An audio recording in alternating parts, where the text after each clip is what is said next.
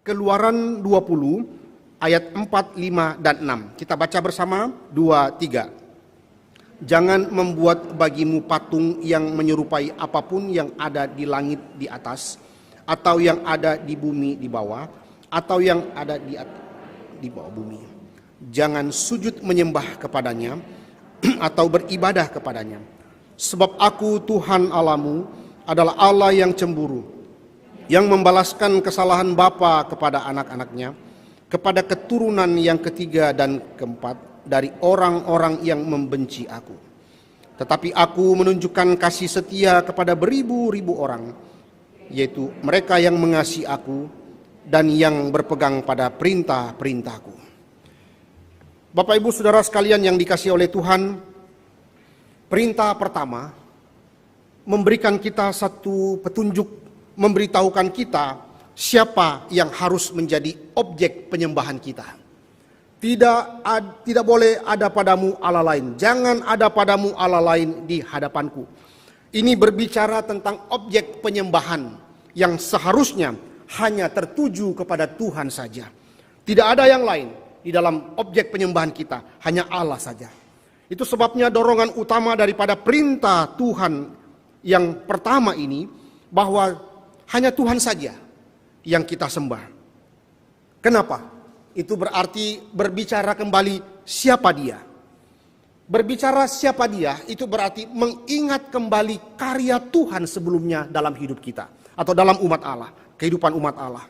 Perintah ini mengingatkan bahwa hanya Tuhan saja yang menjadi objek penyembahan umat Allah. Allah tidak mau kemuliaannya dibagi-bagi.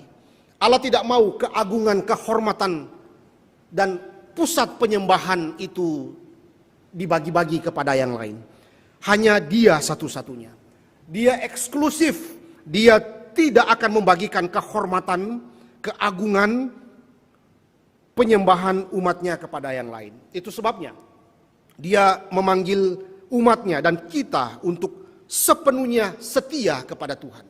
Sepenuhnya tunduk dan hanya menyembah kepada Tuhan saja di sepanjang hidup dengan pengabdian penuh kepada Tuhan. Hanya Dia saja, tidak boleh ada yang lain. Dan itu sebabnya nanti akan berbicara lebih jauh tentang berhala-berhala yang tidak boleh ada di dalam kehidupan umatnya, kehidupan kita, untuk kemudian kita jadikan objek di dalam penyembahan.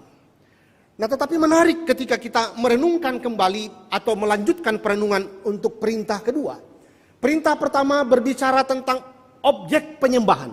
Perintah kedua ini juga berbicara tentang ibadah. Dan saudara lihat di dalam perintah kedua, perintah ketiga, dan perintah keempat.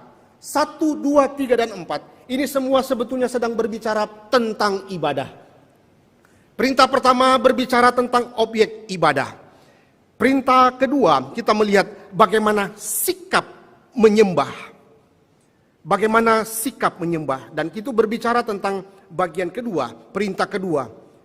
Sikap bagaimana menyembah. Bukan kemudian itu dibangun, diciptakan dengan menghadirkan benda-benda khusus, dengan menghadirkan sesuatu ciptaan-ciptaan manusia yang kemudian dianggap sebagai Allah atau dewa. Itu sebabnya ini menjadi bagian kedua. Dan kita melihat perintah ketiga itu berbicara tentang sikap bagaimana penghormatan terhadap nama Tuhan. Lalu perintah keempat kita juga melihat bagaimana berbicara tentang waktu ibadah. Jadi pertama berbicara tentang siapa objek ibadah itu. Yang kedua perintah ini berbicara tentang bagaimana seharusnya bagaimana beribadah kepada Tuhan, caranya bagaimana. Ketiga bagaimana penghormatan terhadap nama Tuhan di dalam ibadah. Dan keempat waktu di dalam ibadah. Nah Bapak Ibu Saudara sekalian, sekali lagi perintah kedua ini melarang penyembahan berhala. Jadi hanya Tuhan yang harus disembah dan tidak boleh disembah melalui ciptaan-ciptaan, melalui patung yang dibuat oleh manusia. Itu sebabnya John Calvin mengingatkan kita bahwa pabrik berhala yang selalu menemukan cara baru untuk menggambarkan dewa-dewa palsu. Hati kita itu gudangnya dosa. Hati kita itu pabriknya berhala-berhala. Sehingga Calvin mengingatkan bahwa berhala-berhala kemudian sangat gampang diciptakan dengan berbagai cara. Dan perintah kedua ini kita akan banyak berbicara tentang bagaimana cara orang itu menyembah dengan membangun sebuah atau menciptakan benda-benda atau ciptaan manusia yang dianggap sebagai Allah, atau kemudian itu juga lebih lagi dijadikan bantuan atau dijadikan mediator manusia sebagai peran perantara di dalam menyembah Tuhan. Bukan saja ciptaan ini dijadikan sebagai Tuhan, tetapi juga nanti kita melihat selanjutnya bahwa ciptaan ini atau patung-patung atau benda-benda yang kemudian dijadikan sebagai mediator untuk menjadi perantara orang beribadah kepada Tuhan. Saudara-saudara, kita banyak melihat ini di dalam dunia kuno tentu. Kita melihat di dalam agama-agama suku, kita melihat ini banyak sekali praktek-praktek yang terjadi seperti ini. Dan kalau kita berbicara kenapakah Tuhan memberikan perintah ini kepada bangsa Israel, tentu kita harus mengingat sejarah kehidupan mereka sebelumnya. Mereka itu dikepung ratusan tahun dengan budaya politeisme, budaya penyembahan dewa-dewa saat itu di Mesir. Di Mesir begitu banyaknya dewa-dewa yang diciptakan oleh manusia, lalu dianggap sebagai Allah atau perantara menyembah kepada Tuhan. Ada patung katak begitu, ada patung ular, ada patung hewan-hewan yang dianggap sebagai dewa saat itu. Bapak Ibu Saudara sekalian, bayangkan beratus tahun lamanya mereka berada di Mesir. Mereka sudah dicekokin dengan begitu banyak pemahaman-pemahaman politeisme saat itu. Betapa tidak ini menjadi penting bagi mereka. Maka pertama Tuhan mengingatkan bahwa tidak boleh ada yang lain di hadapan Tuhan. Jangan ada padamu Allah lain di hadapan Tuhan. Hanya Tuhan satu-satunya yang engkau sembah. Tetapi tidak cukup di situ Bapak Ibu Saudara sekalian. Kalau Tuhan hanya berhenti di perintah pertama, maka Tuhan tahu bahwa ini tidak cukup karena mereka bisa menciptakan yang lain. Kalau mereka tidak boleh menyembah, tidak boleh ada yang lain yang mereka sembah hanya kepada Yahweh, hanya kepada Tuhan saja. Tetapi di dalam hati yang berdosa, mereka kemudian bisa menciptakan ciptaan-ciptaan sendiri yang dianggap sebagai Tuhan atau menjadi perantara untuk menyembah kepada Tuhan. Saudara, kita lihat nanti kemudian itu gejala yang sangat jelas itu ketika Keluaran 32 yaitu patung lembu emas. Ini sangat jelas kita lihat bagaimana kemudian pelanggaran itu terjadi. Tapi mari kita coba lihat Saudara, Tuhan tidak berhenti pada objek saja yang tidak boleh yang lain, hanya Tuhan saja. Tetapi Tuhan juga melarang cara menyembah kepada Tuhan. Tuhan ingatkan bahwa ia disembah dengan cara Tuhan, bukan cara mereka. Cara Tuhan itu apa? Cara Tuhan itu yang seperti yang difirmankan Tuhan. Bukan kemudian dibentuk oleh cara mereka, asumsi mereka atau anggapan mereka bahwa inilah yang benar. Inilah yang dianggap sebagai sesuatu ibadah yang benar di hadapan Tuhan. Tuhan tidak mau. Tuhan mau mereka mengikuti apa yang Tuhan perintahkan, bukan menurut kemauan mereka. Bapak Ibu Saudara sekalian, maka kita lihat selanjutnya. Apa kaitan antara perintah pertama dan kedua? Saudara-saudara, perhatikan hal ini secara khusus. Keduanya tentu membahas tentang ibadah, betul. Walau keduanya memang berkaitan dengan penyembahan kepada Tuhan, keduanya tidak sama, Saudara, ya. Karena kedua perintah ini berbeda. Perintah pertama melarang penyembahan apapun dalam bentuk berhala. Dan jika itu adalah satu-satunya hal yang Tuhan ingin sampaikan, maka perintah kedua ini tidak diperlukan. Tetapi Tuhan mau bahwa mereka mengerti bahwa setelah mereka diperintahkan jangan ada yang lain di hadapan Tuhan, hanya Dia satu-satunya Allah. Maka kemudian Tuhan melanjutkan untuk perintah kedua, agar mereka tahu caranya pun tidak boleh sembarangan untuk menciptakan dewa-dewa atau Allah lain. Karena ini adalah kecenderungan yang bisa terjadi. Dan itulah yang terjadi kemudian. Maka Bapak Ibu Saudara sekalian, tidak sulit untuk membayangkan kemudian bagaimana Israel tergoda untuk melakukan hal yang sama. Dengan kata lain bahwa jika mereka mematuhi perintah pertama dan memiliki Allah sebagai satu-satunya yang mereka percayai, mereka akan masih tergoda sebetulnya untuk membuat gambar-gambar yang lain. Kenapa saudara? Karena begitulah cara-cara bangsa-bangsa lain di sekitar mereka membangun konsep kealahan mereka. Bangsa-bangsa lain membangun sebuah tradisi-tradisi agama-agama atau budaya-budaya, kepercayaan-kepercayaan saat itu dengan menciptakan ciptaan-ciptaan buatan-buatan manusia lalu dianggap sebagai Tuhan, dianggap sebagai dewa saat itu. Dan tentu ini cenderung bisa menjatuhkan juga mereka. Ada kemungkinan itu karena mereka sangat dipengaruhi oleh hal-hal seperti itu. Saudara-saudara sekalian yang dikasihi oleh Tuhan, maka lihatlah apa yang terjadi kemudian ketika kita lihat di Keluaran 32. Mari kita lihat Keluaran 32. Keluaran 32 mengingatkan kita kemudian kegagalan daripada bangsa Israel.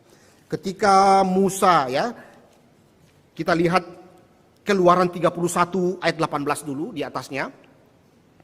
Lalu kita masuk di Keluaran 32. Keluaran 31 ayat 18. Dan Tuhan memberikan kepada Musa setelah ia selesai berbicara dengan dia di Gunung Sinai, kedua loh Tuhan Allah, loh batu yang ditulis oleh jari Allah. Ketika Musa sudah naik ke atas Gunung Sinai, Tuhan memberikan 10 hukum kepada Musa. Ternyata saudara, masuk di pasal 32, ketika bangsa itu melihat bahwa Musa mengundur-undurkan turun dari gunung itu, maka berkumpullah mereka untuk mengerumuni Harun. Ya, mengerumuni, ya, itu dalam bahasa Ibrani yang dipakai itu juga sama artinya berkumpul, ya. Di situ seperti mengepung, ya, seperti mengelilingi Harun begitu, mengepung, mengerumuni dan mendesak, begitu sama semua artinya itu bahasa Ibraninya, mendesak Harun dan berkata kepadanya, "Mari, buatlah untuk kami Allah yang akan berjalan di depan kami, sebab Musa ini orang yang telah memimpin kami keluar dari tanah Mesir. Kami tidak tahu apa yang telah terjadi dengan dia." Lalu berkatalah Harun kepada mereka, "Tanggalkanlah anting-anting emas yang ada pada telinga istrimu, anakmu laki-laki dan perempuan, dan bawalah semua kepadaku." Lalu seluruh bangsa itu menanggalkan anting-anting emas yang ada pada telinga mereka dan membawanya kepada Harun. Diterimanya lah itu dari tangan mereka, dibentuknya lah dengan pahat, dan dibuatnya lah daripadanya anak lembu tuangan. Kemudian berkatalah mereka, ya, berkatalah Israel itu, "Hei Israel, inilah Allahmu yang telah menuntun engkau keluar dari tanah Mesir." Bapak Ibu Saudara sekalian, coba perhatikan apa yang kemudian terjadi. Ini Musa baru saja terima 10 hukum, dia mau turun saudara. Baru saja dia mau turun saudara, pelanggaran hukum pertama dan kedua sudah terjadi. Belum diberikan hukum, sudah terjadi saudara. Betapa rusaknya moralnya bangsa Israel saat itu. Belum diberikan, baru masih mau turun di bawah hukum itu, mereka sudah melanggar di bawah. Perintah pertama, perintah kedua. Bapak Ibu Saudara sekalian yang dikasihi oleh Tuhan. Maka kita melihat betapa pentingnya perintah ini bagi mereka. Dan betapa seriusnya Tuhan kemudian menegaskan ini kepada mereka. Maka di dalam bagian itu kita melihat, jangan membuat bagimu patung yang menyerupai apapun yang ada di langit di atas. Ya saudara, ini akan mengingatkan kita dengan dewa-dewa yang dibentuk oleh bangsa-bangsa lain itu. Ada dewa matahari, ada dewa bulan, dewa bintang dan lain-lain. Mereka diingatkan akan hal itu. Demikian pula atau di bumi di bawah. Ya saudara juga bisa kalau lihat di dalam konteks-konteks yang lain, itu juga berbicara tentang dewa-dewa orang-orang bangsa-bangsa lain yang menyembah kepada, ya, dewa yang ada di bumi, bahkan di air di bawah bumi. Ya, kalau kita lihat ini mengingatkan kita kepada dewanya Filistin, dewa Dagon itu dewa ikan saudara, dewanya orang Filistin. Dan semua itu mengingatkan mereka, bahkan di Mesir saudara, itu juga ada dewa ikan Halmehit namanya, di dalam sejarahnya itu juga dewa ikan saudara. Nah ini semua yang Tuhan ingatkan, baik itu di atas, baik itu di darat ataupun di bawah, jangan pernah membuat apapun yang kalian bisa ciptakan seperti bangsa-bangsa lain. Tidak boleh ada seperti itu. Saudara, di sini kita melihat betapa pentingnya mereka memahami inti daripada perintah kedua ini, yaitu bahwa penyembahan kepada Tuhan itu harus khusus kepada Tuhan dan tidak boleh menciptakan hal-hal lain untuk kemudian mewakili Tuhan. Saudara-saudara sekalian, maka Calvin dengan tepat mengatakan, segera setelah seorang itu mengizinkan dirinya untuk membuat gambar Allah, maka ia cepat atau lambat itu akan jatuh kepada penyembahan itu. Jatuh ke dalam ibadah palsu itu. Saudara-saudara sekalian, maka kita lihat di dalam bagian ini, mengapakah Tuhan tidak mau mereka itu menciptakan benda-benda yang terlihat itu? Saudara jangan lupa bahwa mereka membuat sesuatu yang terlihat itu untuk menggantikan Allah yang tidak terlihat. Mereka mencoba membangun satu konsep-konsep berpikir di dalam pemikiran mereka untuk menciptakan sesuatu yang terlihat. Dan kita tahu bagaimana begitu rusaknya bangsa Israel di padang gurun karena banyaknya hal-hal yang membentuk iman mereka. Sekali lagi, kegagalan bangsa Israel di dalam cara mereka membentuk iman mereka, mengembangkan kepercayaan mereka adalah ketika mereka membangun dari hal-hal yang terlihat. Kalau yang tidak terlihat, mereka sulit itu untuk bertumbuh dalam tanda kutip, berkembang di dalam iman mereka. Menurut mereka, iman itu mereka bisa bertumbuh, keyakinan mereka itu besar ketika mereka lihat. Kalau mereka tidak lihat, sulit untuk percaya. Bukankah Allah adalah roh adanya? Maka mereka mulai menciptakan yang dilihat. Inilah Allah menggantikan Allah yang tidak terlihat itu. Maka Bapak Ibu saudara sekalian, kita melihat di dalam bagian ini betapa mereka kemudian itu membangun satu keyakinan atau kepercayaan diri melalui apa yang terlihat itu. Bapak Ibu saudara sekalian, gambar Tuhan tidak dapat dibandingkan dengan hal yang nyata. Kelemahan kedagingan kita itu untuk mencari hal-hal fisik. Hal-hal fisik untuk menggantungkan harapan kita. Demikian pula kita kalau kita merenungkan hari ini Bapak Ibu saudara sekalian. Betapa seringkali kita juga manusia. Ada kecenderungan kita itu untuk membuat yang terlihat. Yang menggantikan Allah yang tak terlihat. Ada kecenderungan kita seperti itu. Dan saudara-saudara, lihatlah bahwa kecenderungan hati kita yang mengikatkan diri dengan yang terlihat itu, maka mulai kita masuk di dalam bagian itu dan seperti kita sulit keluar dari bagian itu. Sulit keluar dari hal-hal yang kita anggap itu menyenangkan kita, menggantungkan harapan kita di sana dan sebagainya. Bapak Ibu saudara sekalian, bukankah Tuhan memerintahkan kita untuk percaya kepada pemeliharaan Tuhan, percaya kepada kuasa Tuhan. Tetapi berapa banyak orang Kristen yang kemudian itu sangat sulit percaya kepada Allah yang tidak terlihat itu. Maka mulailah mereka menciptakan Allah-Allah yang terlihat itu. Uang misalnya. Uang kemudian menjadi berhala yang seperti terlihat. Oh, ada uang, banyak deposito di dalam tabungan. Oh, saya tenang. Keluarga baik-baik. Ya, memang tentu kita mengharapkan semua baik-baik, tetapi ketika kita melihat bahwa apa yang dilihat di situ sebagai sesuatu yang membahagiakan kita, yang kemudian kita gantungkan segala harapan, jabatan, bahkan kita mulai melihat kesenangan-kesenangan diri, bahkan diri sendiri itu sudah mulai disembah, dihormati, menggantikan Tuhan, saudara. Kenapa? Karena ini terlihat. Kalau Tuhan tidak terlihat, mana Tuhan? Karena itu Bapak Ibu saudara sekalian, di masa pandemi ini mengingatkan kita kembali. Berapa banyak kita itu bisa jatuh di dalam penyembahan berhala seperti ini. Di masa-masa pandemi seperti ini kita merasa, di mana pemeliharaan Tuhan? Bagaimana dengan kehidupan keluargaku? Bagaimana dengan kehidupan pekerjaanku dan sebagainya? Kita sudah mulai meragukan Tuhan. Dan akhirnya kita mulai menciptakan sesuatu yang terlihat. Baru kita rasa nyaman. Baru kita rasa tenang ketika ada yang terlihat, saudara. Padahal bukankah Tuhan berkata, Ia akan memelihara umatnya. Firman-Nya begitu sangat tegas mengingatkan akan janji-janji itu.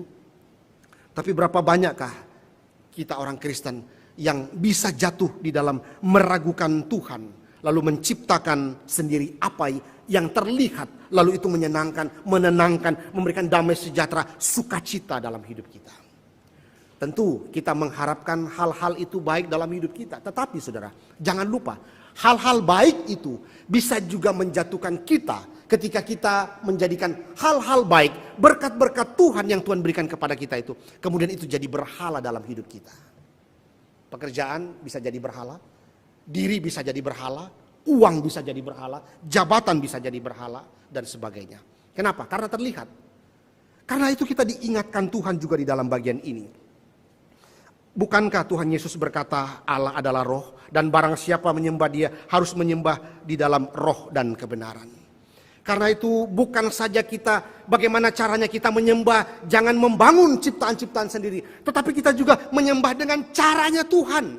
Perintah kedua ini mengingatkan kita dua aspek penting. Bagaimana kita menyembah dengan tidak menggantikan Tuhan dengan hal-hal yang terlihat itu, atau menggantikan atau menjadikan mediator sebagai ciptaan sebagai mediator untuk menyembah kepada Tuhan. Berapa banyak orang kemudian menciptakan benda-benda sebagai mediator, kemudian dia beribadah kepada Tuhan. Berapa banyak orang-orang kemudian itu menyembah ciptaan seperti patung lah, apa yang terlihat untuk disembah dan sebagainya. Tetapi bagian kedua juga mengingatkan kita bahwa cara kita beribadah bukan kemudian kita bangun dengan cara kita sendiri, tetapi Yesus mengatakan menyembah dia di dalam roh dan kebenaran. Itu berarti bahwa kita menyembah dengan kebenaran Tuhan, bukan konsep kita, bukan kebenaran kita sendiri-sendiri. Nah, Bapak Ibu Saudara sekalian, maka di dalam bagian ini kita melihat betapa Tuhan tidak mau jika dia digantikan dengan yang lain. Nah, karena itu bagaimana kita melihat gambaran perintah ini hari ini? Saudara kalau pernah mengenal istilah New Age Movement, saudara, gerakan zaman baru, banyak orang kemudian itu membangun satu konsep untuk mencari ketenangan, mencari damai sejahtera. Tetapi konsep yang sudah mulai membingungkan antara pencipta dengan ciptaan, saudara. Orang-orang itu kemudian melihat bahwa dari alam ini kita bisa mendapatkan ketenangan.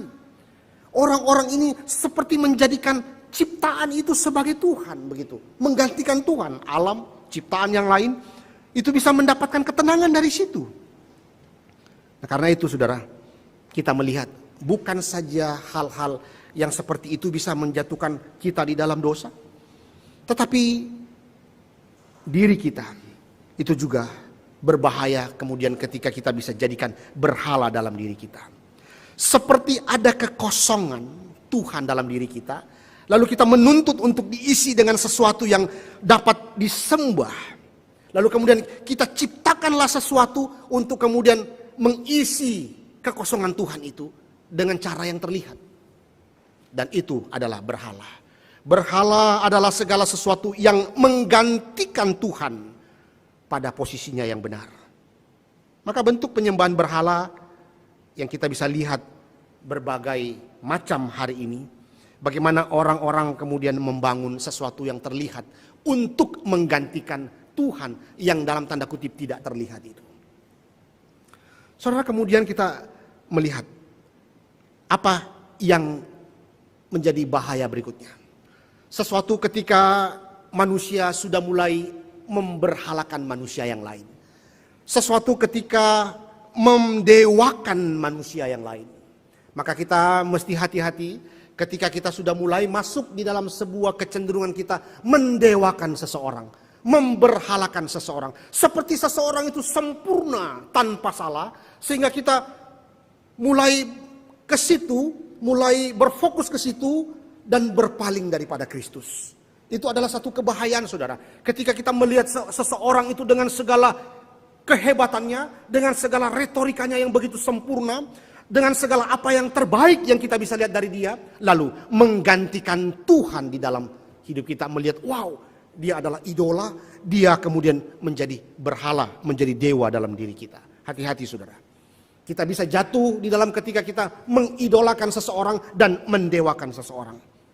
Karena itu kita diingatkan, tidak boleh ada yang menggantikan Tuhan di dalam kehidupan kita. Hanya Tuhan satu-satunya yang menjadi objek penyembahan kita. Dan Tidak boleh cara-cara yang lain. Harus dengan cara Tuhan sendiri melalui firman-Nya. Dan dari semua pemahaman larangan awal ini di perintah kedua, saudara, pertanyaannya, mengapa? Mengapa Tuhan melarangnya? Maka Tuhan melanjutkan di dalam perintahnya. Dikatakan di situ, jangan sujud menyembah kepadanya atau beribadah kepadanya. Sebab aku, Tuhan Allahmu, adalah Allah yang cemburu, yang membalaskan kesalahan bapa kepada anak-anaknya, kepada keturunan yang ketiga dan keempat dari orang-orang yang membenci aku. Maka pertanyaannya, mengapa Tuhan melarang? Maka di sini dikatakan, sebab aku, Tuhan Allahmu, adalah Allah yang cemburu. Bapak Ibu Saudara sekalian, Tuhan memakai bahasa antropomorfis, bahasa manusia, untuk menjelaskan tentang karakter Tuhan kepada umatnya. Saudara jangan lupa bahwa di Gunung Sinai, Allah sedang membangun sebuah perjanjian dengan umatnya. Untuk mengikatkan diri kembali dengan umatnya. Maka perjanjian itu tentu kalau kita lihat kembali dalam konteks sebelumnya. Seperti satu gambaran ikatan antara seseorang yang begitu terhormat dan menuntut sebuah kesetiaan. Pelanggaran terhadap ketidaksetiaan ini berakibat fatal di dalam dunia kuno saat itu. Dan itulah kemudian yang diangkat Tuhan untuk mengingatkan mereka. Karena aku, Tuhan Allahmu, adalah Allah yang cemburu. Bagaimana kita memahami tentang kata cemburu, saudara? Maka kita perlu membedakan antara cemburu yang berdosa dan cemburu yang benar. Ada jenis kemarahan yang berdosa, ada jenis kemarahan yang kudus atau benar. Kemarahan yang berdosa adalah kemarahan yang salah arah. Kemarahan yang di luar batas.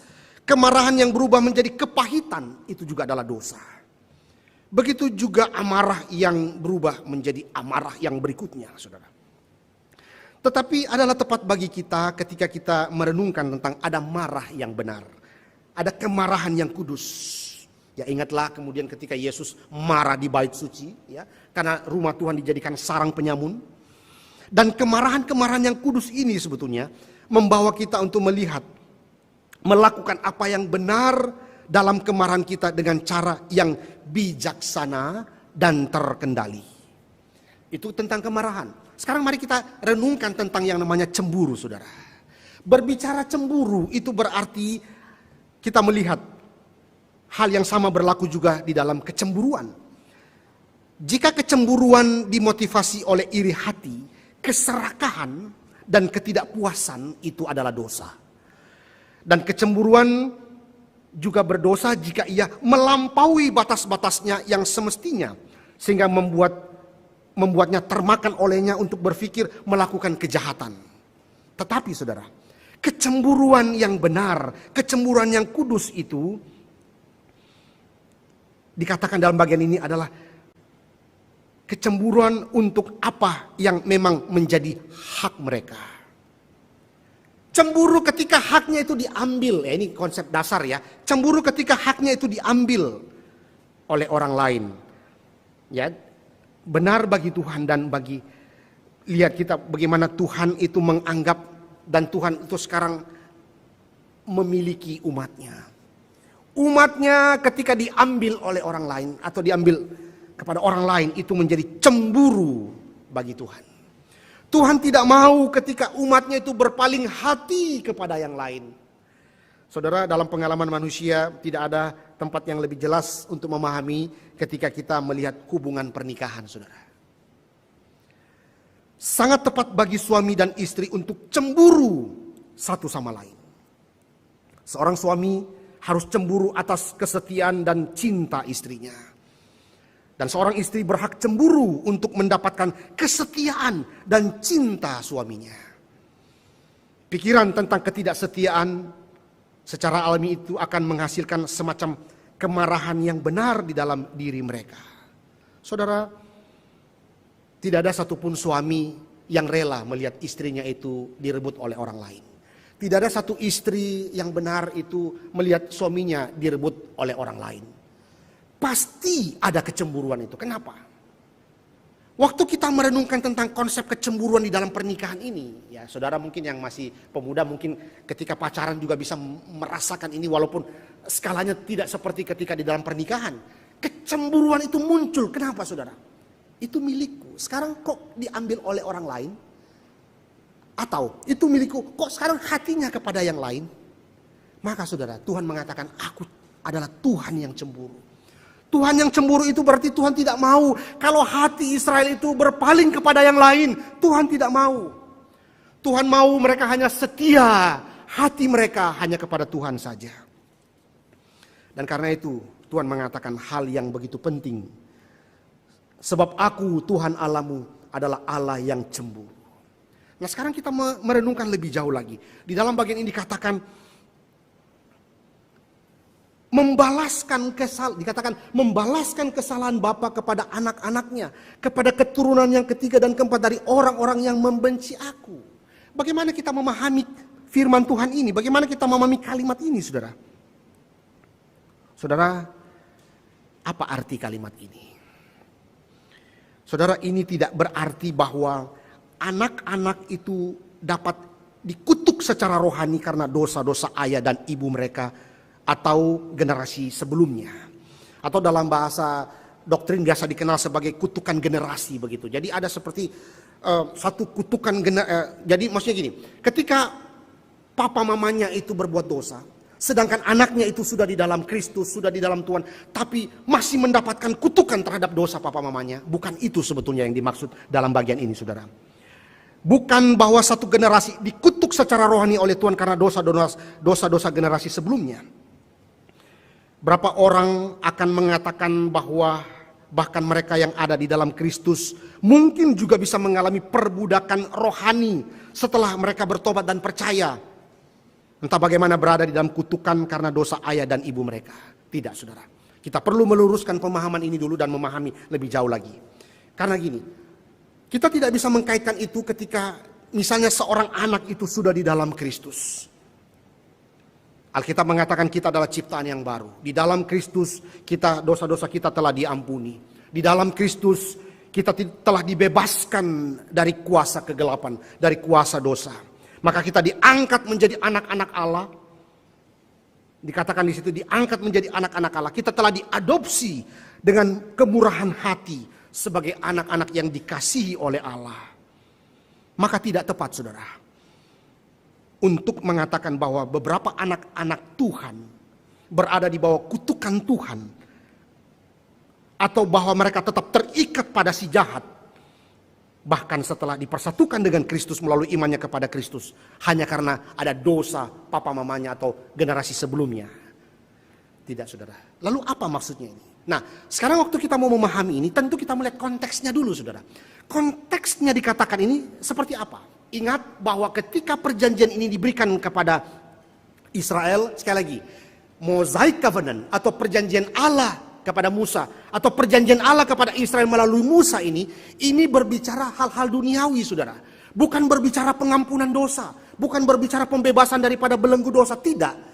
Dikatakan di situ kalau mereka taat, mereka akan diberkati. Kalau mereka tidak taat, mereka akan dikutuk. Dan lihatlah apa yang terjadi kemudian. Memahami ini lebih jauh, saudara, kita lihatlah. Yang dimaksudkan di dalam bagian ini adalah ketika saudara ingat Israel itu dibuang ke Asyur, Israel itu dibuang ke Babilonia. Apa yang terjadi? Karena dosa-dosa ketidaktaatan daripada generasi sebelumnya, maka generasi selanjutnya pun juga mendapatkan konsekuensi itu. Mereka dibuang ke Babilonia karena dosa nenek moyang mereka, dosa keturunan sebelumnya. Raja-raja sebelumnya meneruskan lagi satu kecenderungan dosa kepada generasi selanjutnya. Itu yang dimaksud itu. Seperti Tuhan itu memberikan satu hukuman, yaitu mengeraskan hati orang-orang itu sehingga mereka pun juga tetap di dalam dosa. Ini yang dimaksud di dalam bagian ini. Jadi tidak berbicara tentang konsekuensi kutukan. Jadi ketika orang itu sudah di dalam Kristus, saudara, maka bukan berarti bahwa ketika orang tuanya itu pernah melakukan dosa, maka dia akan dihukum juga. Tidak, saudara. Tapi kita melihat bagian ini berbicara tentang aspek duniawi. Sekali lagi, konteksnya ini berbicara tentang aspek duniawi. Perjanjian yang dibuat Allah dengan Israel pada zaman Musa adalah konsep duniawi. Penebusan mereka bersifat duniawi. Sekali lagi, berkat-berkat untuk kesetiaan perjanjian bersifat duniawi. Ya, ada tanah yang akan diberikan dan sebagainya. Maka kutukan untuk ketidaksetiaan perjanjian juga bersifat duniawi, saudara. Yaitu mereka akan dihukum, diserahkan kepada bangsa-bangsa lain. Saudara jangan lupa ya, Israel satu-satunya bangsa yang tidak ada satupun yang bisa mengalahkan mereka. Hanya satu yang bisa mengalahkan mereka, yaitu Tuhan sendiri. Maka ketika mereka melawan Tuhan, melanggar perintah Tuhan, maka mereka akan mendapatkan konsekuensi kutukan itu, yaitu apa? Tuhan menyerahkan mereka kepada bangsa-bangsa lain. Tuhan menyerahkan Israel misalnya kepada Filistin. Tuhan menyerahkan Israel itu kepada Amalek. Tuhan menyerahkan Israel itu kepada Amon, kepada Aram. Itu konsepnya. Sehingga kita lihat ketika Israel itu dikalahkan karena Tuhan menyerahkan mereka kepada bangsa-bangsa lain. Kenapa? Ini konsekuensi yang mereka terima. Dan sudah digariskan Tuhan di dalam 10 hukum. Ini yang dimaksudkan di dalam bagian ini, saudara. Sampai keturunan keempat. Maka Bapak Ibu saudara sekalian, memahami bagian ini, kita lihat betapa pentingnya, betapa seriusnya ini menjadi sesuatu yang mengingatkan mereka. Maka Bapak Ibu saudara sekalian, raja-raja Israel yang menyembah berhala, lalu kemudian juga turun kepada anak-anak mereka yang menyembah berhala. Israel terus menyembah berhala, akhirnya Tuhan buang. Tuhan berikan kepada bangsa lain. Tuhan hukum mereka. Lalu dikatakan di situ, Bapak Ibu saudara sekalian, ada keadilan Tuhan. Ini berbicara tentang keadilan Tuhan tentu. Orang yang tidak taat kepada Tuhan dikatakan adalah Allah yang cemburu, yang membalaskan kesalahan bapa kepada anak-anaknya, kepada keturunannya ketiga dan keempat dari orang-orang yang membenci aku. Membenci aku di dalam bahasa Ibrani itu juga bisa berarti yang melanggar perintahku, yang tidak setia kepada perjanjian, yang melawan Tuhan, yang tidak menjalankan firman Tuhan. Itu sama artinya ketika dikatakan yang membenci aku. Bapak Ibu saudara sekalian, maka keadilan Tuhan tentu berjalan di dalam bagian ini. Tuhan adalah Allah yang kasih memang, tetapi juga adalah Allah yang adil. Allah yang akan menghukum bahkan umatnya ketika mereka melawan Tuhan, melanggar perintah Tuhan. Tetapi Bapak Ibu saudara sekalian, lihatlah betapa ini menjadi penting, menjadi peringatan bahwa yang namanya membalaskan kesalahan bapa kepada anak-anaknya, kepada keturunan yang ketiga dan keempat dari orang-orang yang membenci aku. Kita lihatlah fakta Israel, di mana raja-raja yang melawan Tuhan, kemudian turun lagi ke anaknya juga melawan Tuhan. Terus akhirnya Tuhan membuang mereka ke negara lain. Dan itu berarti bahwa ini prinsip penting bagi kita sebagai orang tua. Saudara, seorang ayah yang memberhalakan uang, seorang ayah yang memberhalakan kehormatan dirinya, lihatlah, anak-anak juga bisa meniru apa yang pada saatnya nanti mereka juga akan ikut menyembah daripada penyembahan berhala itu. Saya mengajak kita sebagai orang tua juga memahami bagian ini. Ketika Tuhan mengatakan akan membalaskan kesalahan bapa kepada anak-anaknya, itu berarti ada satu konsekuensi, ada satu keadilan Tuhan yang akan dinyatakan ketika orang tua atau generasi sebelumnya itu menyembah berhala.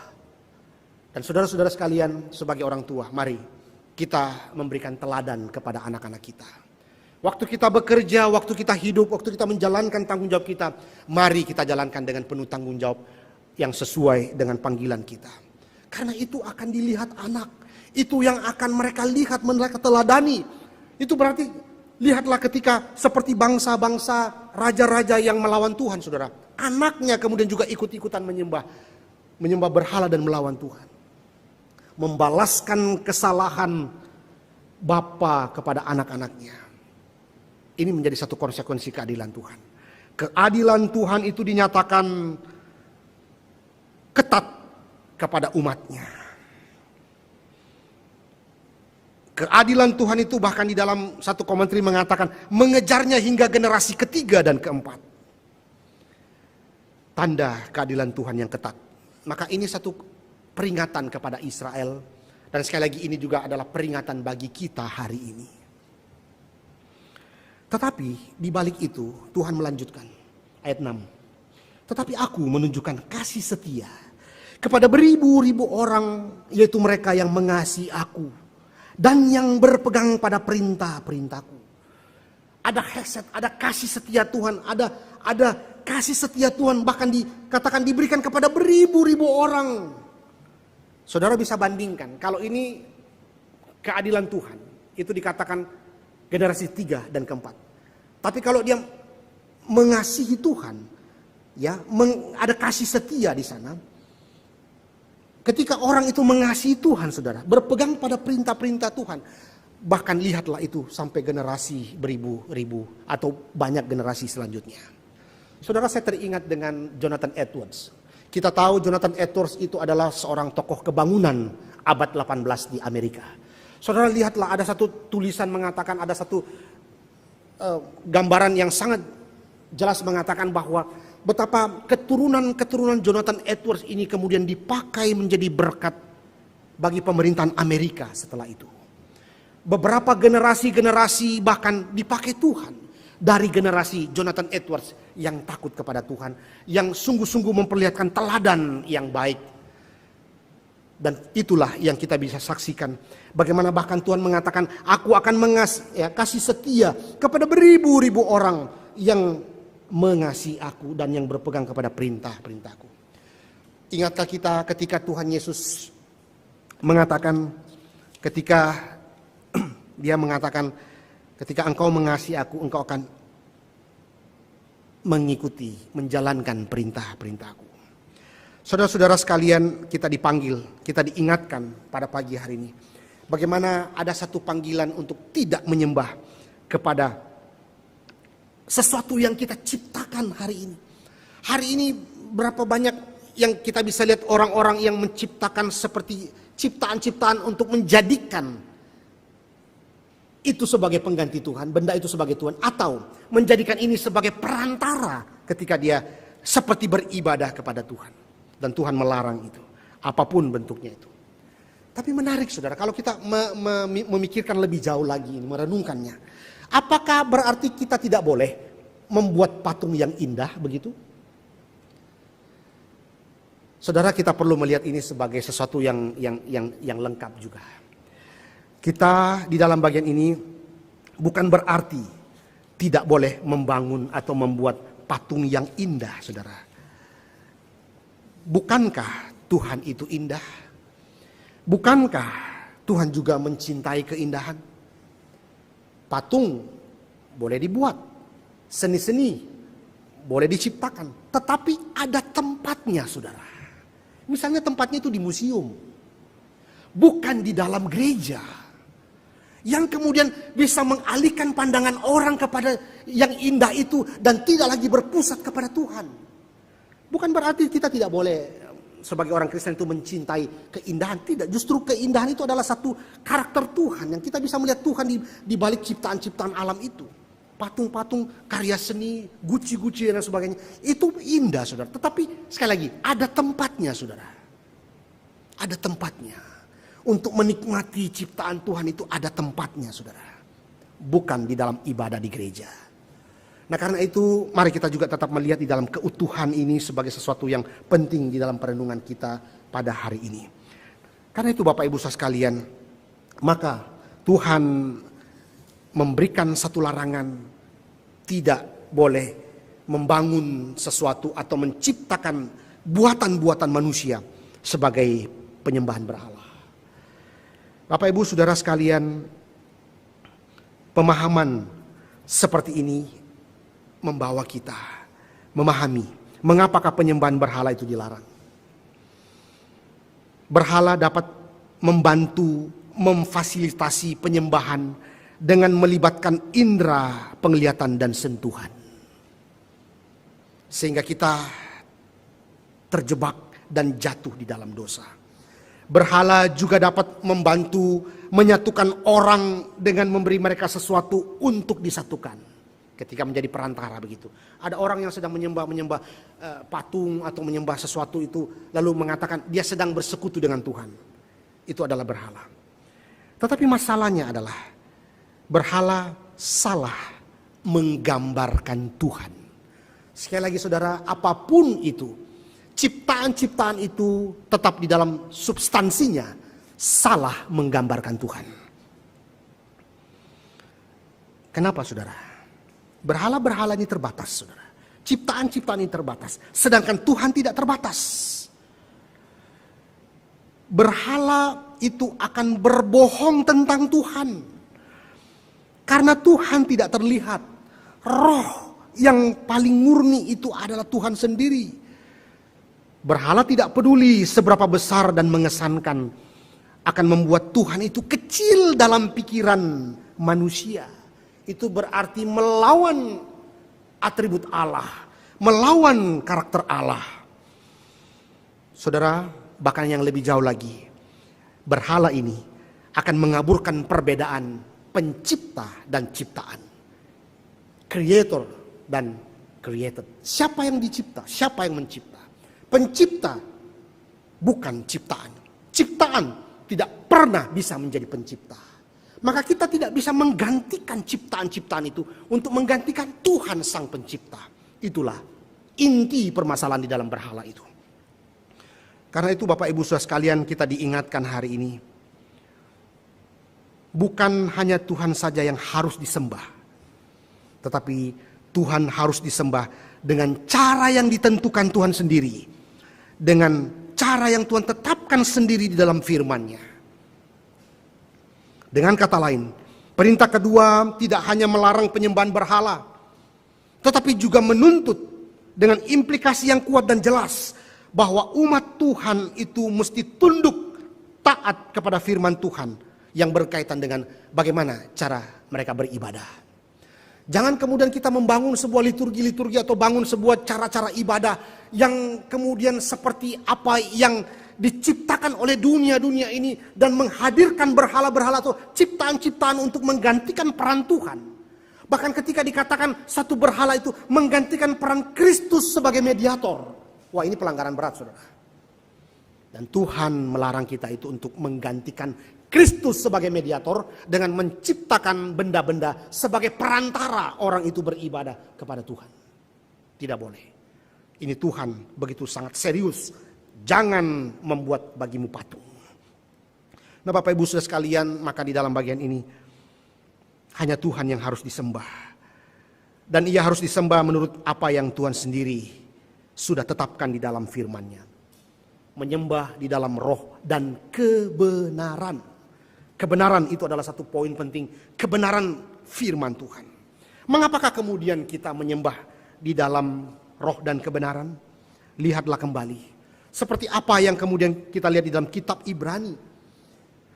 Karena perintah ini menekankan bahwa Tuhan yang benar tidak dapat disembah dengan benar kecuali kita menyembah dengan cara yang Tuhan telah tetapkan. Dan saudara, kita dapat menyembah Allah yang benar hanya ketika kita datang melalui sang pengantara yang sejati itu, yaitu Yesus Kristus sendiri. Kita tidak dapat menyembah Tuhan, kita tidak dapat bersekutu dengan Tuhan kecuali kita datang melalui anaknya yang tunggal itu. Kristus mengklaim kemenangan dan tahtanya karena ia pergi ke kayu salib. Ketika Yesus berbicara tentang menyembah satu Allah yang benar kepada perempuan Samaria yang ada di sumur Yakub itu, dia berkata di dalam Yohanes pasal 4, menyembah Tuhan di dalam roh dan kebenaran. Saudara, lihatlah yang lebih dalam lagi.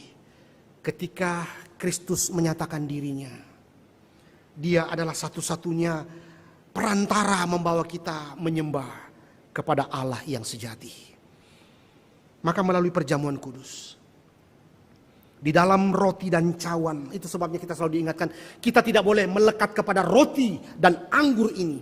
Itu hanya satu gambaran kita untuk mengingat kembali tentang Kristus. Mengingat kembali darah Kristus yang sudah tercurah. Mengingat kembali tubuh yang sudah tercabik-cabik, dipecah-pecahkan untuk pengampunan banyak orang.